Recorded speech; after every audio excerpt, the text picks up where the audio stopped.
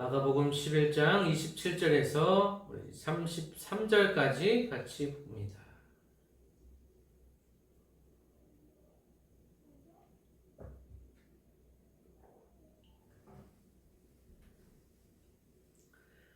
마가복음 11장 27절에서 33절 우리 다 같이 합독합니다. 그들이 다시 예루살렘에 들어가니라. 예수께서 성전을 거니실 때에 대제사장들과 서기관들과 장로들이 나와 이르되 무슨 권위로 이런 일을 하느냐? 누가 이런 일할 권위를 주었느냐? 예수께서 이르시되 나도 한 말을 너희에게 물으리니 대답하라. 그리하면 나도 무슨 권위로 이런 일을 하는지 이르리라. 요한의 침례가 하늘로부터냐 사람으로부터냐? 내게 대답하라. 그들이 서로 어른하여 이르되 만일 하늘로부터라 하면 어찌하여 그를 믿지 아니하였느냐 할 것이니 그러면 사람으로부터라 할까 하였으나 모든 사람이 요한을 참 선지자로 여김으로 그들이 백성을 두려워하는지라. 이에 예수께 대답하여 이르되 우리가 알지 못하노라 하니 예수께서 이르시되 나도 무슨 권위로 이런 일을 하는지 너희에게 이르지 아니하리라 하시니라. 아멘. 기도합니다. 아버지, 오늘 또 주의 말씀을 대합니다. 주의 말씀 앞에 섰습니다. 아버지, 오늘 말씀을 통하여서 예수님의 권세, 예수님의 주권, 또 하나님의 통치하심이 우리 삶에 깊숙이 자리 잡아서 우리의 인생이 우리의 계획대로 살아가는 것이 아니라 아버지의 권세 아래 복종하며 살아가는 우리 복된 인생들이 될 수 있도록 도와주시옵소서. 감사드리며 예수님의 이름으로 기도합니다. 아멘. 네, 오늘도 주의 말씀을 같이 나누겠습니다. 우리가 지난주에는 예수님께서 성전으로 가시다가 무화과 열매를 맺지 못하는 이 무화과 나무가 등장했습니다. 이 무화과 나무는 곧 열매가 없는 성전 또 종교 지도자들의 행태를 나타내는 것이라고 했습니다. 그래서 예수님께서 이 무화과 나무를 저주하셔서 그 무화과 나무가 뿌리채 말라버린 것을 우리가 지난주에 살펴보았습니다. 이렇게 무익한 성전과 또 그 무익한 성전에서 하나님을 섬긴다고 얘기하는 이스라엘의 종교 지도자들의 그 뿌리 깊숙이 썩어진 그들의 행태를 예수님께서 비판하시면서 이제는 이 건물이 이 성전이 아니라 예수님 자체가 성전이 되시고 또 예수님을 따라가는 우리가 성전이라는 것을 지난주에 같이 살펴보았습니다. 그리고 성전에 들어가셔서 성전을 정화하셨죠. 비둘기, 이 재물을 파는 상인들과 또 환전상들 그들에게 강하게 책망하시면서 그들의 상을 엎으시면서 주님께서 굉장히 분노하시는 그런 모습을 우리가 살펴보았습니다. 그 모든 일들이 이제는 이스라엘의 종교 지도자들에게 그 소식이 전해지게 됩니다. 그 이후의 일이 오늘 펼쳐지게 됩니다. 또 오늘 말씀에서는 예수님의 권위, 예수님의 이 권세가 어디로부터 나왔는지 이들이 예수님을 시험하고 또 이 종교 지도자들이 예수님을 결국에는 십자가에 매달아 죽이기를 원하는 그 첫 시작을 또 알리고 있습니다. 27절에 보면 그들이 다시 예루살렘에 들어가니라. 예수께서 성전에 거니실 때에 대제사장들과 서기관들과 장로들이 나왔다 이렇게 얘기하고 있습니다. 여기에서 나오는 종교 지도자들은 당시에 사내들인 공회라는 의결기관이 있었는데 오늘날로 비유하자면 대법원 같은 당시 이스라엘 사람들의 종교적, 정치적으로 큰 영향력을 행사했던 이 기득권 집단이었습니다. 또 이들은 당시 이스라엘 사람들 모든 것에 대해서 특히 이 종교적인 부분에서 굉장한 영향력을 행사하고 그러한 권한을 가지고 있었기 때문에 당시에는 이들이 기득권이라고 볼 수 있었습니다. 또 이들은 예수님께서 성전을 정화시키는 그 사건 속에서 직접적으로 피해를 입은 자들이라고 볼 수 있었습니다. 당시에 그 성전에서 매매하고 환전하는 그 가운데 그 이득을 이들이 암암리에 취했기 때문에 예수님께서는 그들에게 정면으로 도전하셨다. 이렇게 우리가 볼 수가 있습니다. 이 기득권 세력이 예수님 앞에 나와서 28절에 보니까 무슨 권위로 이런 일을 하느냐? 누가 이런 일할 권위를 주었느냐? 이렇게 얘기하고 있습니다.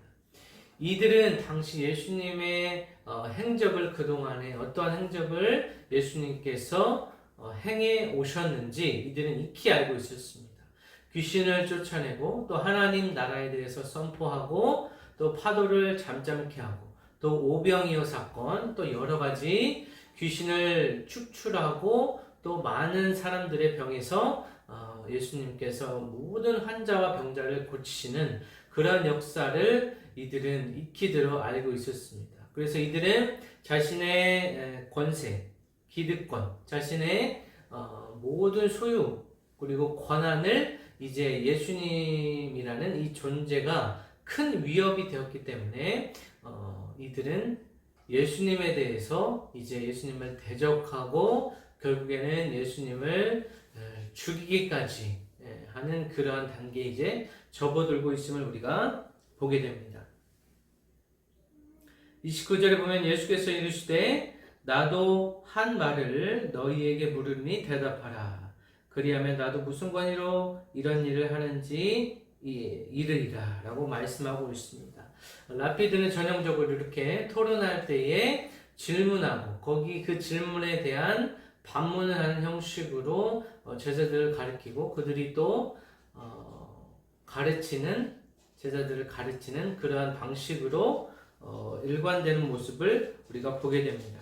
예수님께서 이 종교 지도자들의 질문에 다시 한번 재질문함으로써 다시 반박함으로써 당신의 입장을 굳건히 하게 되는 과정입니다. 30절에 보면 요한의 침례가 하늘로부터냐 사람으로부터냐 내게 대답하라. 이렇게 예수님께서 요한의 침례를 얘기하고 있습니다. 요한이라는 사람은 어떠한 사람이죠? 침례 요한은 예수님의 선구자 역할을 했습니다. 그래서 예수님의 오실 길을 미리 예비하고 광야에 외치는 자의 소리같이 예수님의 오실 길을 닫고 준비하고 회개케 하는 모든 백성을 회개케 하는 회개를 준비케 하는 그러한 역할을 했던 것이 요한이었습니다. 그리고 당시에 모든 사람들이 이 요한을 선구자, 선지자로 여겼기 때문에 대중의 열렬한 지지 또 인기와 명성을 얻었던 사람이었습니다. 요한의 침례는 하늘로부터 온 것이죠. 하지만 이 예수님의 질문에 이 종교 지도자들은 딜레마에 빠졌습니다. 왜 그런가 하면 31절에 보면 그들이 서로 의논하여 이르되 만일 하늘로부터라 하면 어찌하여 그를 믿지 아니하였느냐 할 것이니 이 침례 요한이라는 사람이 하늘로부터 이 하늘이라는 것은 곧 하나님이라는 의미입니다. 하나님이라는 의미를 직접적으로 말할 수 없는 당시의 상황이 있었기 때문에 하나님의 이름을 아주 고귀하게 여겼기 때문에 하나님이라는 이름을 직접적으로 말하진 않았습니다. 그래서 하나님이라는 이름을 대체할 만한 것이 곧 이 하늘이라는 것이었습니다. 하늘로부터라 하면 어찌하여 그를 믿지 아니하였느냐 할 것이니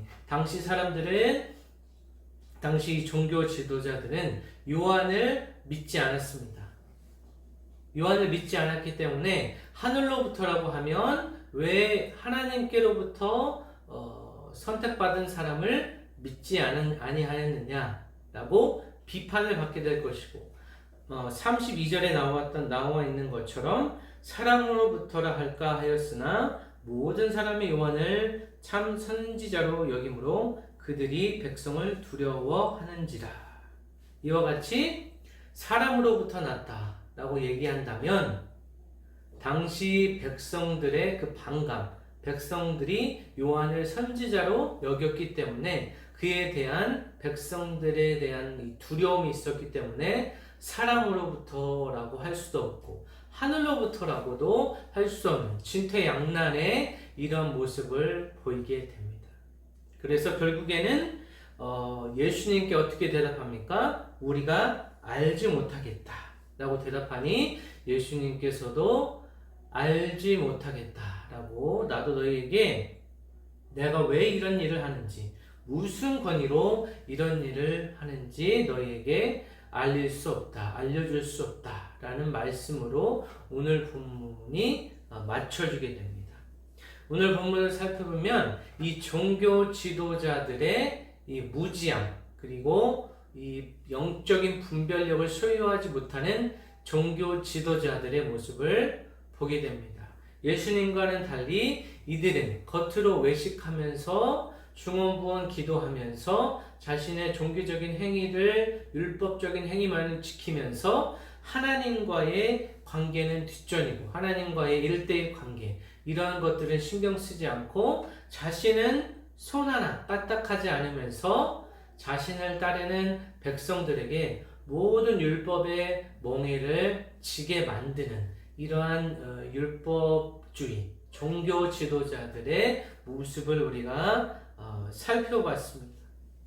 그리고 이들은 이제 자신들의 기득권을 위협하는 예수님이라는 이 존재를 이제 맞닥뜨리게 됩니다. 예수님이라는 존재를 맞닥뜨리고 이제는 자신들이 어떻게 자신의 인생에서 또 이 자신의 권력을 유지하며 살아갈까 이것에만 지금 집중하고 있었기 때문에 요한이 하늘로부터 온 사람인지 아니면 요한이 사람으로부터 난 사람인지 이것에 대한 정확한 분별력을 가지고 있지 못했고 또한 그런 분별력을 가지고 있다 하더라도 자신의 자리, 자신의 위치가 위협받을 수 있는 그런 상황이 닥칠지도 모른다는 생각에 알지 못한다 라고 얘기하고 있는 것입니다.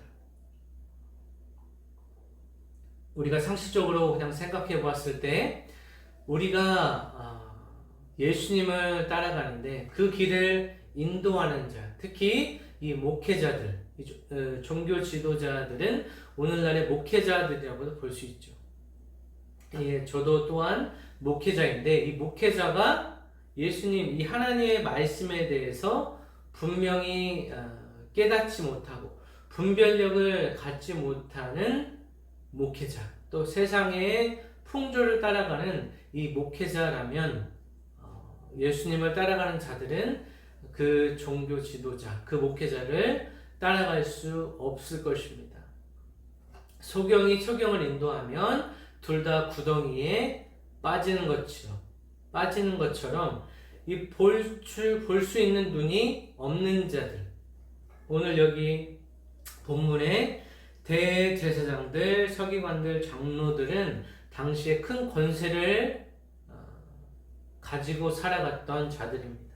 그리고 많은 백성들에게 자신의 권한을 행사하고 자신은 마음으로 하나님을 섬기지 않았지만 자신의 입술로만 하나님을 경배하고 또 기도하고 하나님을 섬겼던 자들입니다. 이런 자들에게 예수님께서 요한의 침례라는 이 요한이라는 사람을 예시로 들어서 그들의 무지함과 그들의 자격 없음을 지금 드러내고 있다는 것입니다.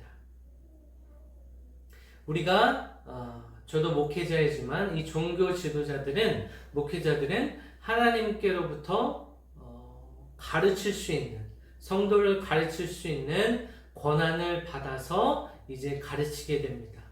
물론 목회자도 많은 부족한 점이 있습니다. 하지만 하나님께서 그 권한을 하나님의 권한을 위임받아서 여러분들을 양육하고 가르치고 말씀을 전하는 자리에 서 있습니다.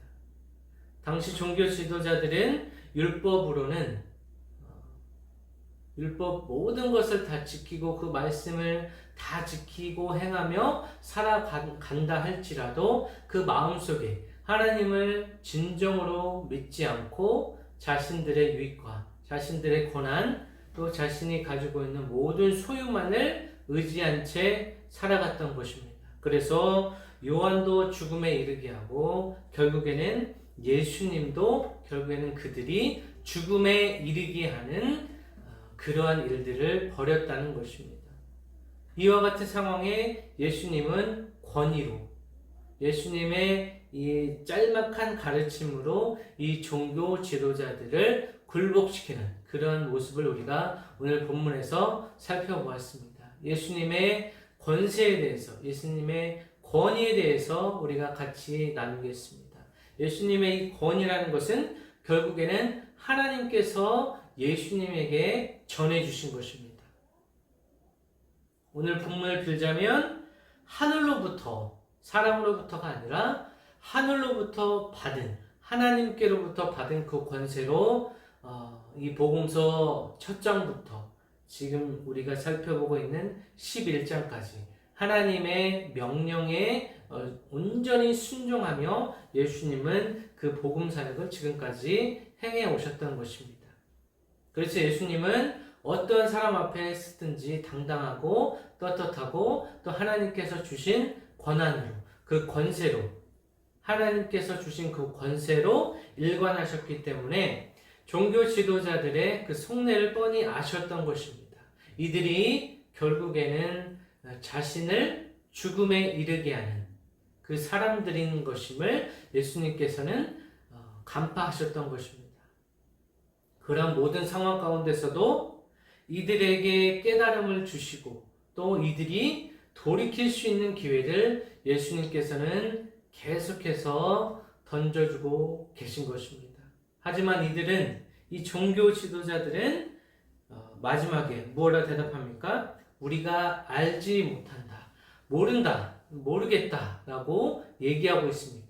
이 모른다는 것이 진짜 몰라서 모른다고 대답하는 것이 아니라 알고 있지만, 어렴풋이 알고 있고 어느 정도 알고 있지만 자신들의 기득권을 내려놓기 싫어서 자신들의 가지고 있는 권한과 재산과 모든 소유가 하나님을 섬기는 것보다 우선시 되었기 때문에 이들은 이것들을 내려놓을 수 없었던 것입니다.